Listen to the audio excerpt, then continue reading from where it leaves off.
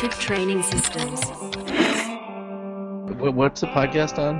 Just while we're This isn't even. It's about meats and versus gym training or gym meats, gym test versus real meats.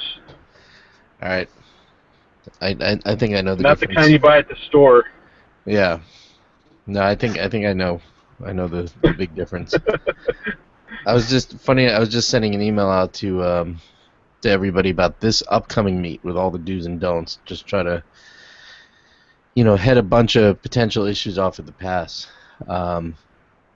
which is not going to work. But I guess I'll feel better sending out the email. So, like, what kind of stuff? What kind of issues do you? just funny enough, just showing up on time, for one thing. Like knowing when you lift, and I guess you don't have to worry about that in the gym. But or for instance, I mean, we're a full meet, and a lot of people are changing weight classes.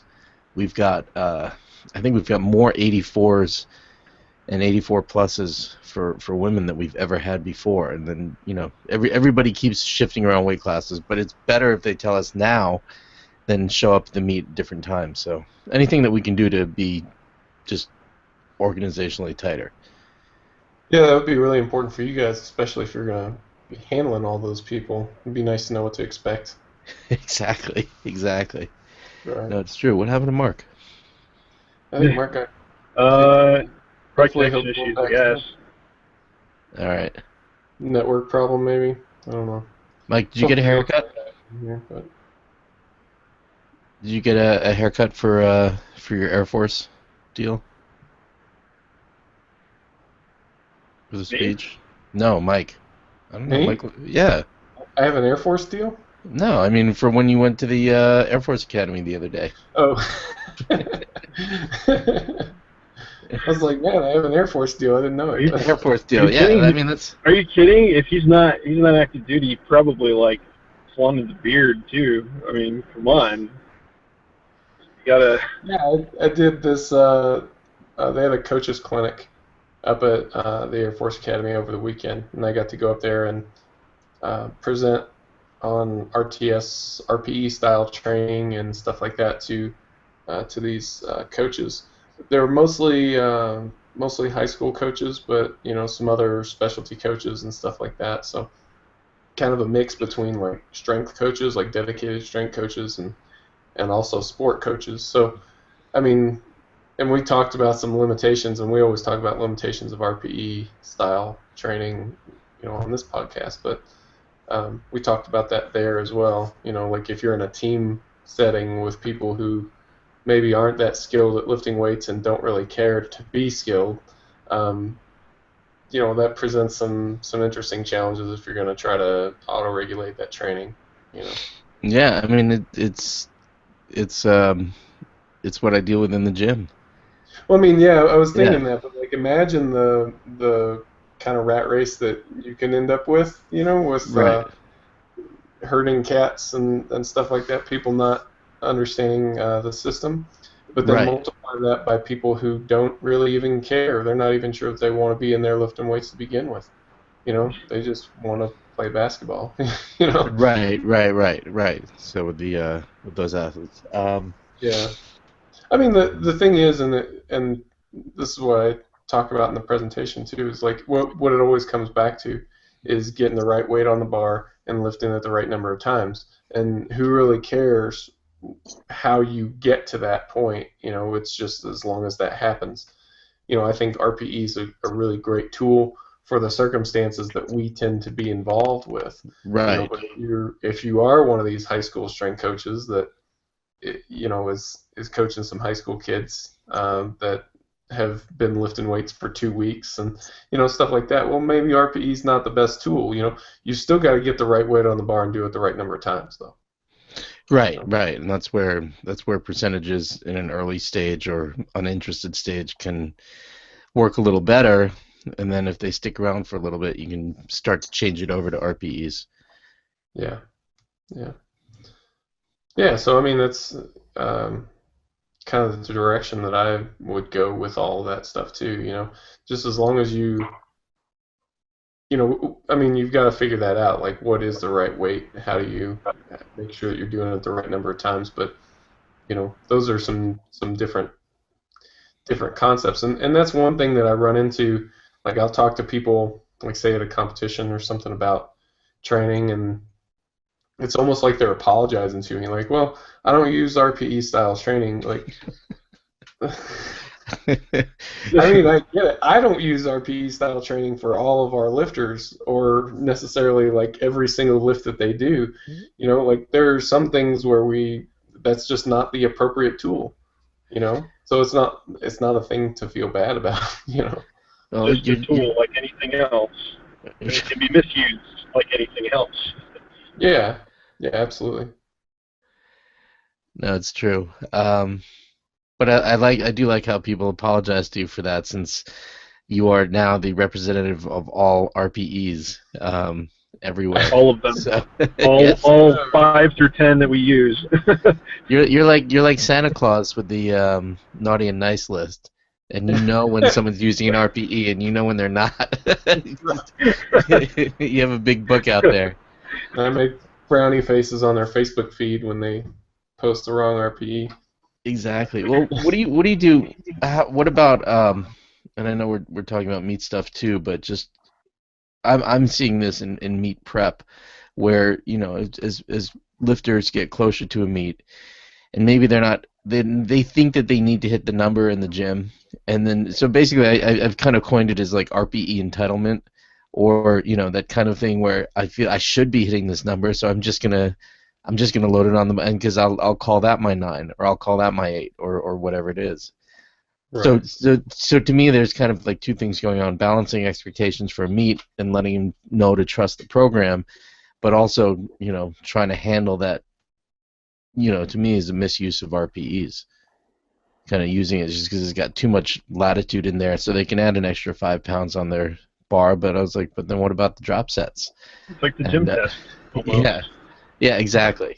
Every time it's on a gym test. But what do you do about that, Mike? I don't know. I mean, that's definitely a balancing act, right? Like, because Yeah. on one hand, you've got like we've all seen people that want to go into the gym blind and just lift weights purely based on how it feels that day, and that doesn't really work either. It just leads to a lot more drastic up and downs, Mhm. if it's pure RPE.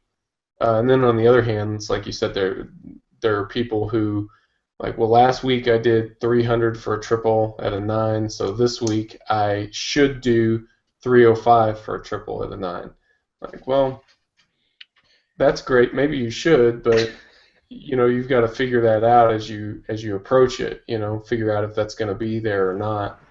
Um, I don't know. It's interesting. So, That, um, that seems like it's a self-imposed limitation as much as it is an overzealous tendency as well. I mean, like maybe you're supposed to do 305 at a 9, but maybe you're supposed to do 350 for 5 at a 9, or whatever. Maybe it's what you got on that day, right? yeah, I mean that's the thing. Like, good days can be there as much. Like, we, probably in error tend to focus on the bad days. Like, well, what Mhm. happens if you're having a bad day? But you can have unexpected good days as well. Um, so yeah, I mean it definitely goes in both directions.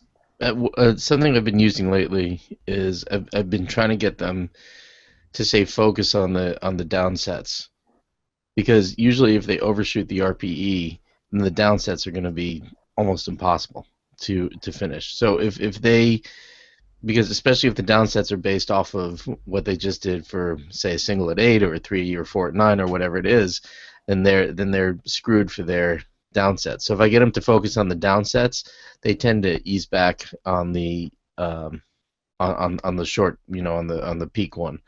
So Right. that's been my most recent strategy. And So I'm that's a reading this really book. good way. I like that strategy as well with single at an 8 or single at a 9, because whatever, it's good practice too.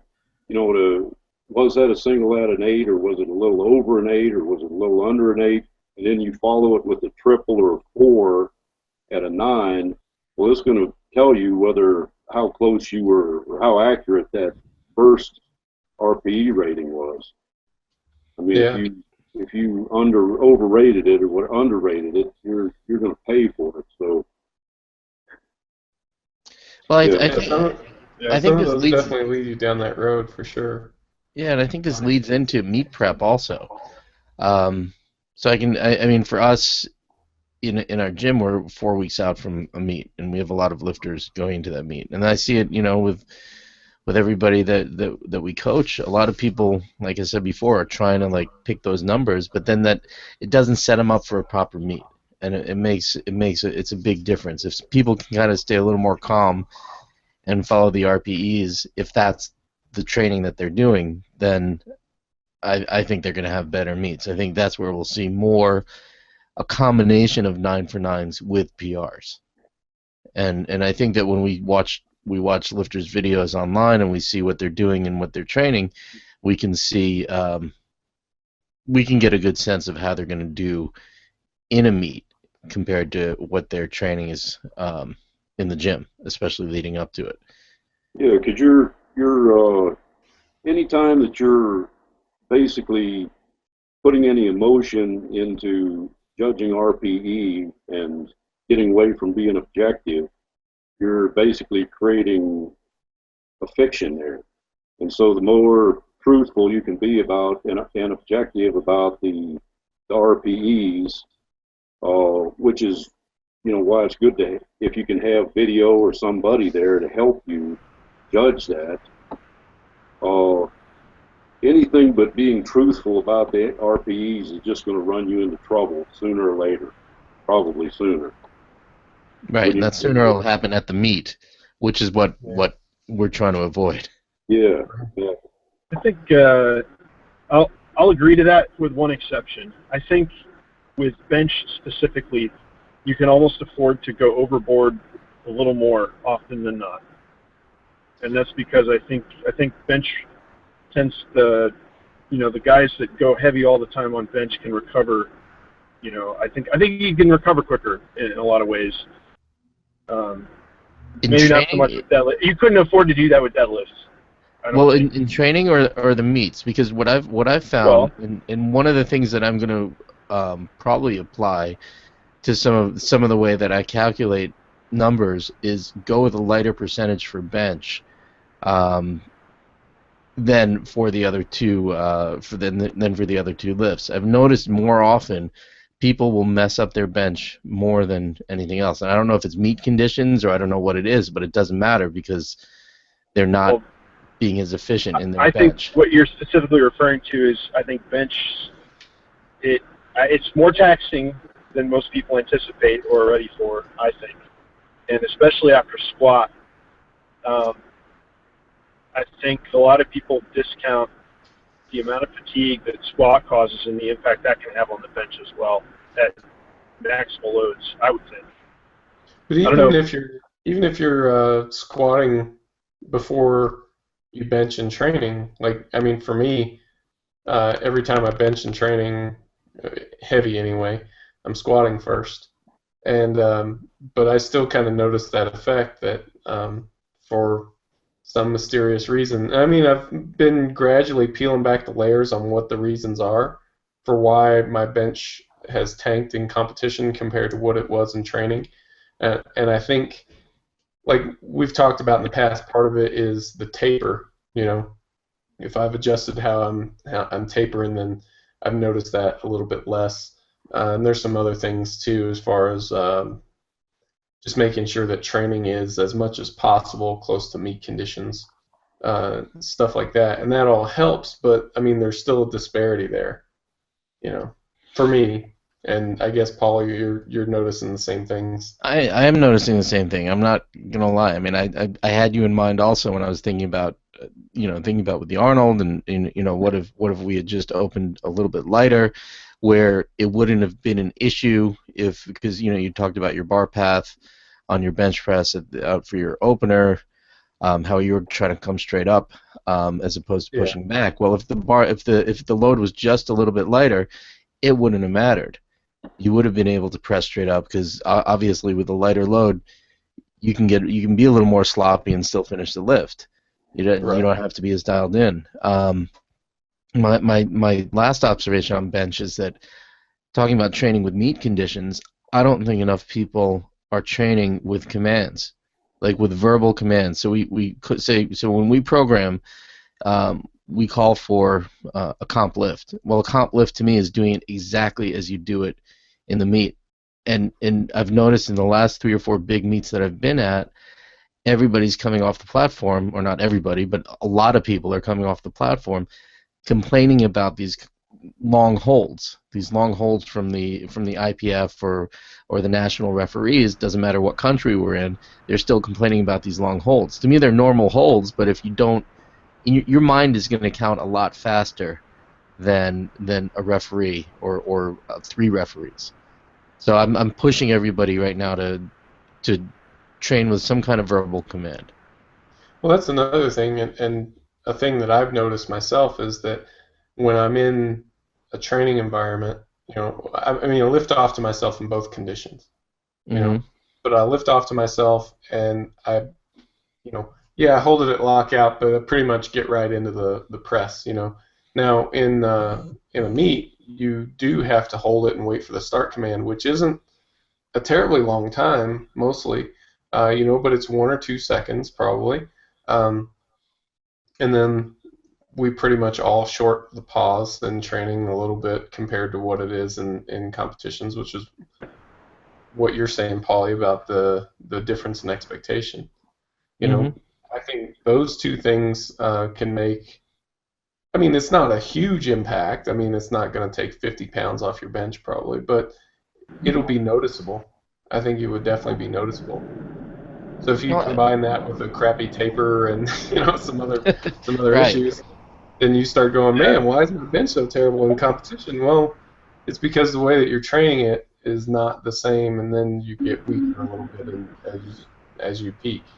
So it all, I think it's cumulative too. It all adds up, and then you have that issue where now you're chasing a bench in a meet, and it's that messes with you a lot more. So it's almost better, and it's something I'm thinking about, and I'm thinking about doing it for the Masters team, where calculating some of the openers for them, that I might say, instead of say 90%, go to 87%. It might be 3 points off, or just the next increment down, but it might be enough just to keep them in the meet, and then we can kind of push going up. Now it's just something that's been kicking around in my head as a way for us to say compensate for these issues.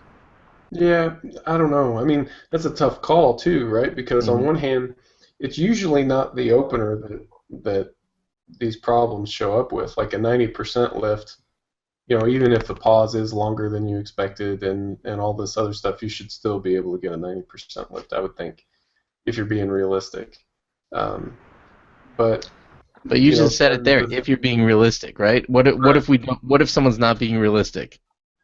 And that's the hard part about your job, Paulie, I think, because you're working with people that you have to coach people in a high stress, high level situation where you don't know them on that level, and it's hard to tell if they're being realistic or not. So, I mean, in that situation, it would make sense. Then on the other hand, if we dial it back for everybody, does that cause some difficulty for other people, or cause them to have to take some bigger jumps than they otherwise would? I don't know. I'm just kind of kicking some things around here, No, I am too. I mean, that's my maybe my rule is dial it back if I don't know you, or if there's a little bit of history, and then maybe you get more if we do, or you show me that it's gonna work, because my goal is to get the lifter to make their lifts, and also also having that understanding that people their expectations are going to be off on the bench press. I think more often than not, more often than on the deadlift and then on the squat. I think most have you noticed that? Yeah. Most people expect to be able to blast their bench. Like, I think full, like, go 100%. And I've looked at it myself, and I'm like, the next time I compete, I'm thinking about opening it like really light, saving room for the deadlift. Make Like room 20%? for, yeah. I mean, we're talking like super easy bench, just smoke it, and you're laughing there. But No, because I I'm said actually 20%. No. I agree with you, but that actually corroborates what I was just saying to Mike. You know, I feel like sorry, airplane flying overhead. yeah. Sounds of freedom. Well, look, I feel like as far as squat, bench, and deadlift, that Mike, you and Mark are kind of in the same boat. As far as kind of bookending it with a great squat and a great deadlift. So I mean that's what do you think of that, Mark? As far as kind of that strategy to open a little lighter on the bench, then what is kind of put out there as popular lore? Do you think that would hurt you or? I think it would hurt. Yeah, personally, I think it would hurt me. But somebody that's and the only reason I say that is because you were talking about practicing basically like you play, with the competition bench commands and everything. Well, that's the way we train, and I don't give myself commands because, like you were saying, Mike, you kind of whether you want to or not, it's a little faster than somebody else would give you. So, I'd rather if they made me hold it longer on all the positions because that's just going to make me better. So, as far as the competition goes, I don't think it would benefit me to drop the opener weight. It's just going to cause me to have to make bigger jumps, which on bench I don't like to do. But if you don't know what their training has been like leading up, maybe they have been, um, you know, giving themselves quick commands or no command. Who knows? You don't know.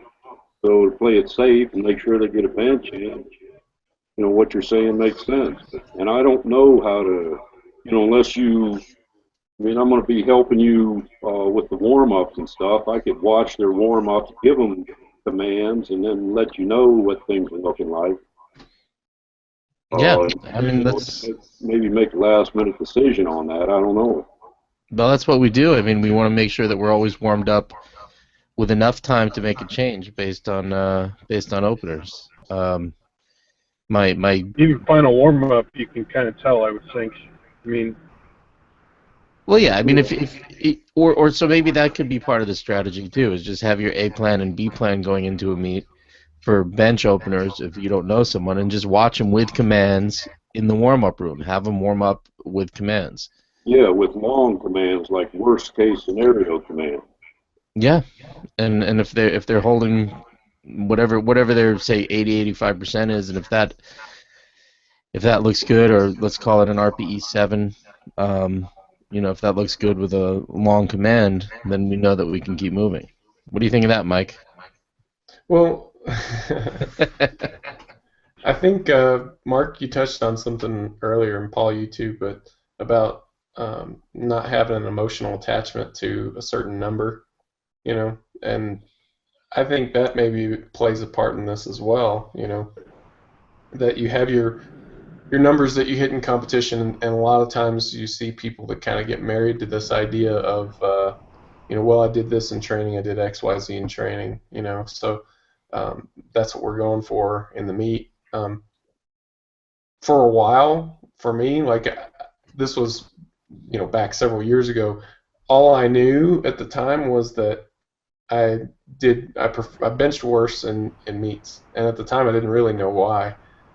It took me a while to kind of figure out what a lot of those core reasons were. But I did know that I was doing worse in the meets than I was in training. So I just kind of lowered my goal weight for training or for the competition based on whatever I was doing in training. So if it was, if I had benched 480 or 490 in training, then I know that I'm only going to aim for 450, 460 at the meet, because I don't know why, but that's that's consistent. Then you go to the meet and you bench 460 and it's a grinder and you go, wow, well, that's all that was there that day, And I mean, that's the thing, right? You've got to put a weight on the bar so that hopefully your third attempt is a grinder, and that's all that you're capable of doing that day. And if you do that, then I mean the attempt selection, the meat planning has gone 95% as good as it's ever going to go. You know, because you've just got to put that number on the bar at the end. That's all that you're capable of on that day. Everything else is a training problem. Yeah, and that's it's the same with me with deadlift. You know, I mean, okay, you know, I got world record deadlift 650. Sorry, got 15. Please continue. So my best deadlift in competition has been 650, which is a weight that I've repped, you know, whatever, 4 reps in training. Well, that kind of, it pisses me off if that's the case, but you can only take what's there at that time on that day, which is usually, Exactly. you know, not your home territory, not your home gym, anything else. So all that stuff makes a big difference. Yeah, That's a and there's a good. big difference between between you sitting in your office right now being pissed off about it and being pissed off on the platform and making a poor choice because of it. You know, like you can sit there and think, man, that kind of sucks. It's stupid that I can't turn this around in a competition environment. But when you get there and you're actually selecting an attempt, putting a weight on the bar, and gonna go out on the platform and pull it, you know, you don't want to have that emotional connection to whatever the number is. The number is the number. You're going to go out there and execute to the best of your ability, and you know, it is what it is. You know. Well, So so good I was segue here. yeah. Now go on, Adam. Go ahead.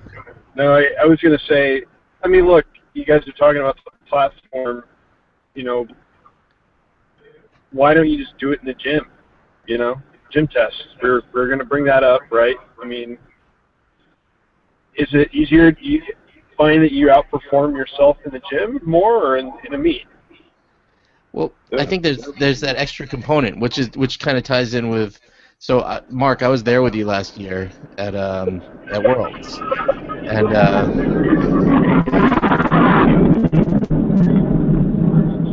This is, Can't you tell them to knock that stuff off? yeah, seriously, I'll just, yeah.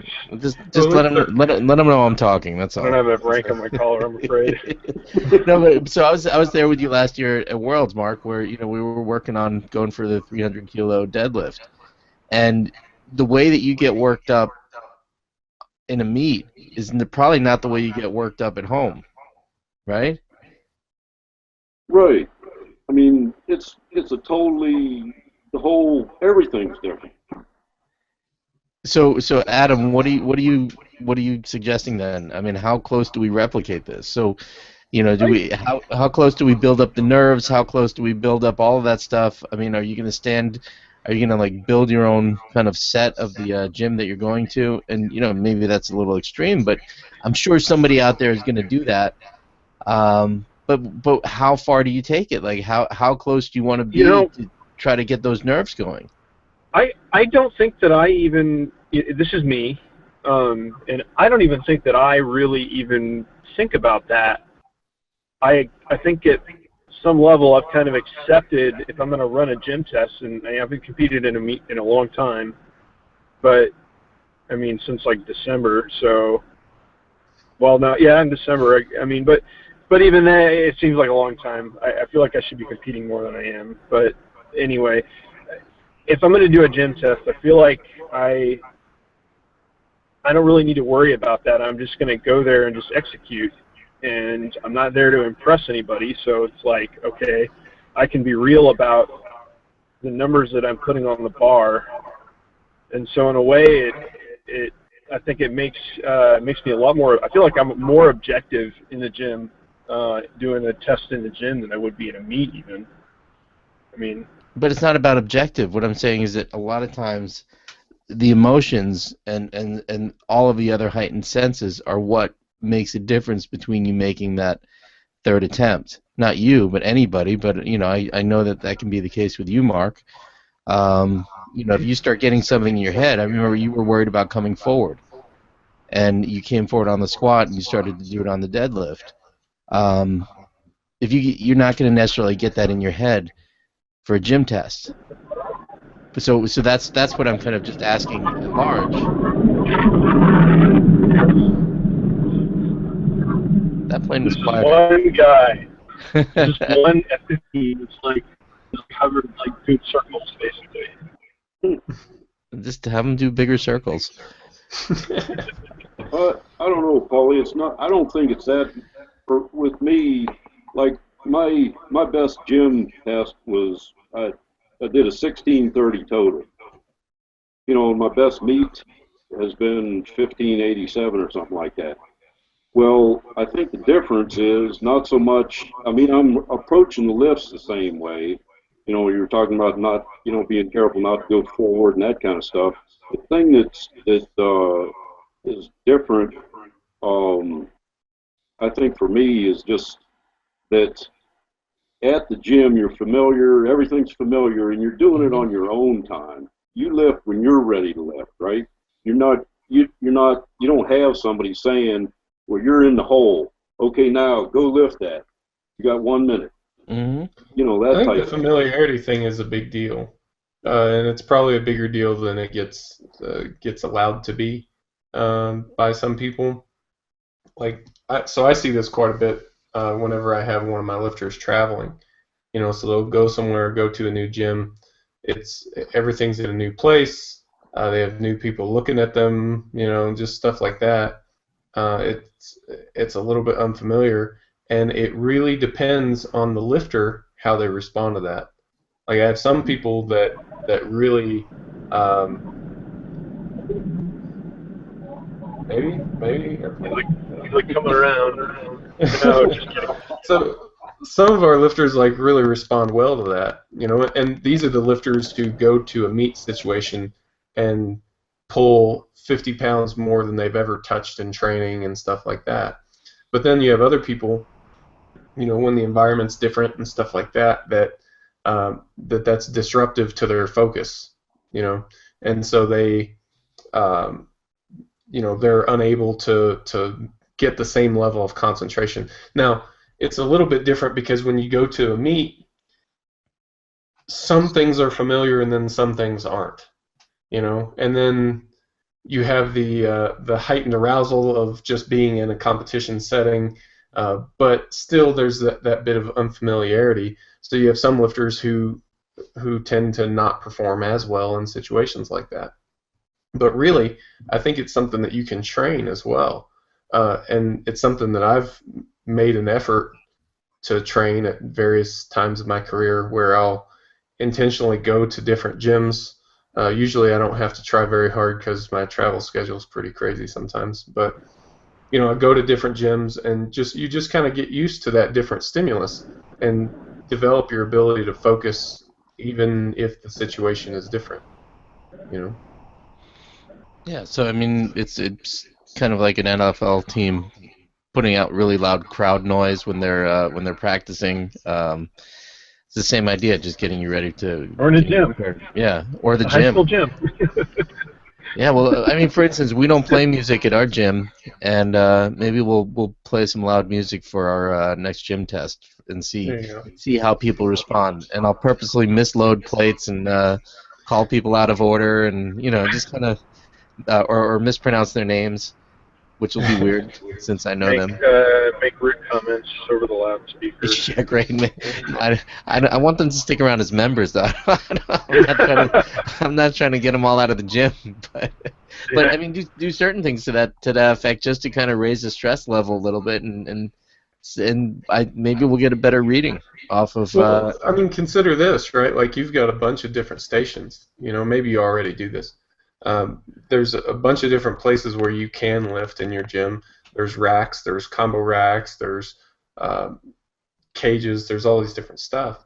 So in my experience, the tendency for lifters is to kind of settle into their groove. Mm-hmm. You know, this is my rack, I go over here, and this is the bar that I use, these are the plates I use. To intentionally break that down and go to a different station, lift in a Exactly. different spot, use some different equipment. If I mean, I don't know, I don't want to take that too far, because like there are some variables that are well controlled in competition, like the pin setting, only if you're doing something in error should you have a pin setting that's much too high or much too low or something like that. So I wouldn't take it that far, but just kind of putting yourself in a scenario where you're not looking at the same spot on the floor or on the wall every single time that you squat, that you go to a different station. Now it's a different spot on the floor or on the wall. And we do that. We actually do that already. In fact, the pin issue can be addressed with just pairing up with different training partners. So so if the pin's off by 1, it's usually manageable.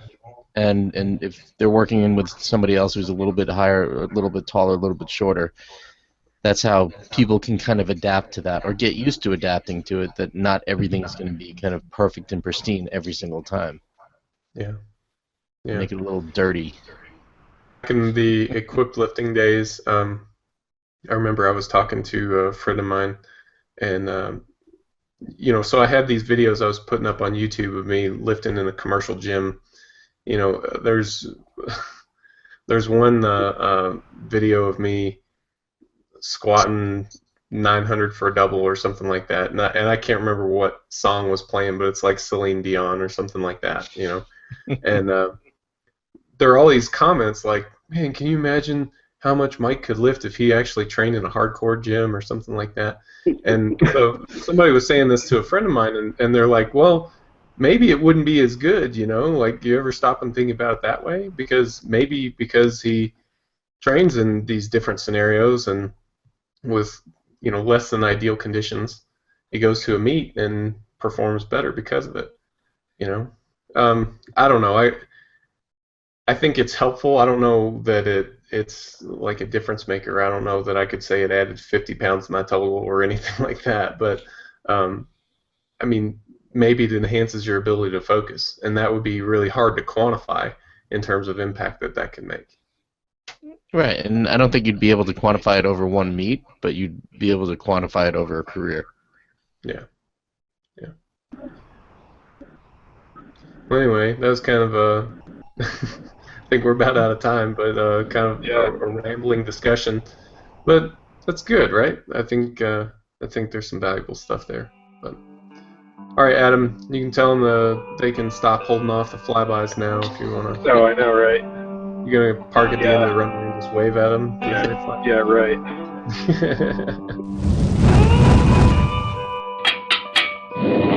Reactive Training Systems.